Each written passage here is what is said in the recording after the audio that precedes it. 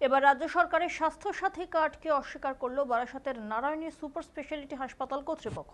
আর এই ঘটনার পরিপ্রেক্ষিতেই সোমবার রাত্রিবেলায় গৌরাঙ্গ পাল নামে এক আইনজীবী বারাসাত থানায় হাসপাতাল কর্তৃপক্ষের বিরুদ্ধে লিখিত অভিযোগ দায়ের করেছেন।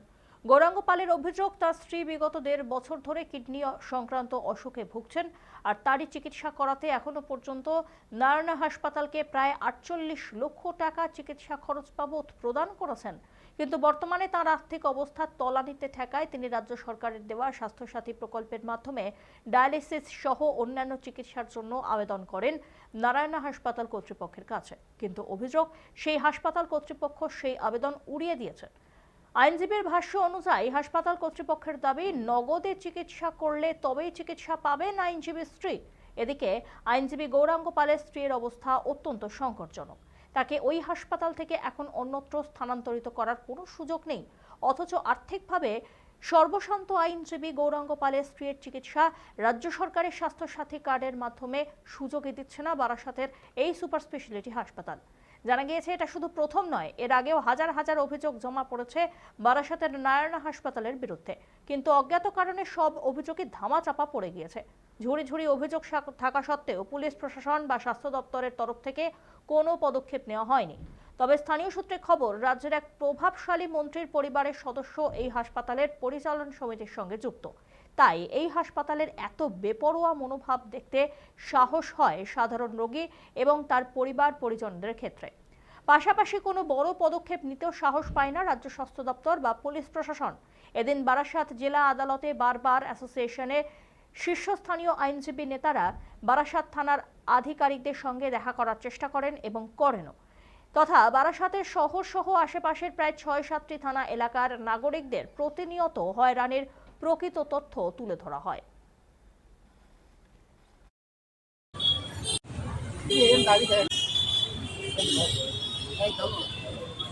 আমার ওয়াইফ কিডনি পেশেন্ট, এমার্জেন্সিতে নিয়ে যাই, তারা তৎক্ষণাৎ বলে আমরা স্বাস্থ্যসাথী কার্ডকে মানব না, স্বাস্থ্যসাথী কার্ড এখানে চলে না, এখানে ক্যাশ সব টাকা ক্যাশ।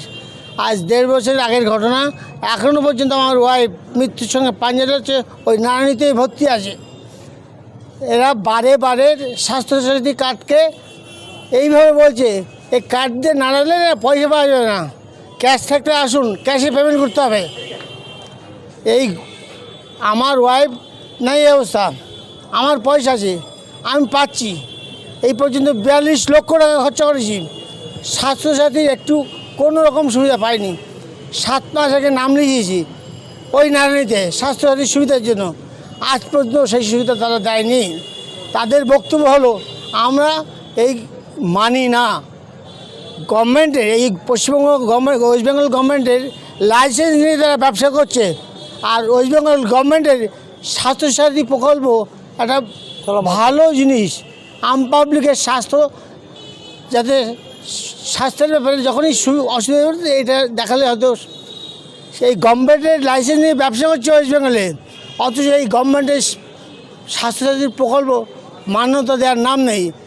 এদিকে মাননীয় মমতা ব্যানার্জি বলছে, কেউ যদি স্বাস্থ্যসাথীকে রিফিউজ করে কোনো নার্সিং হসপিটাল, তার লাইসেন্সটা ক্যান্সেল হবে, তার বিরুদ্ধে এফআইআর হবে। আজকে সেই এফআইআরটা করতে বাধ্য হলাম। প্ল্যানেট মোস্ট সিনিয়র গৌরাঙ্গ বাবু রয়েছে আমার বাদিকে, এবং উনিও 2বার সেলিব্রাল হয়েছে, এবং ওনার ওয়াইফ যে কিডনির পেশেন্ট, তার ডায়ালিসিস চলছে, অ্যাবাউট টু ডাই কন্ডিশন। তার ক্ষেত্রেও সেখানেও স্বাস্থ্যসাথী থাকা সত্ত্বেও তারা কোনো অ্যাকসেপ্ট করেনি, বরঞ্চ দুর্ব্যবহার করেছে, যেটা আমরা মর্মাহত।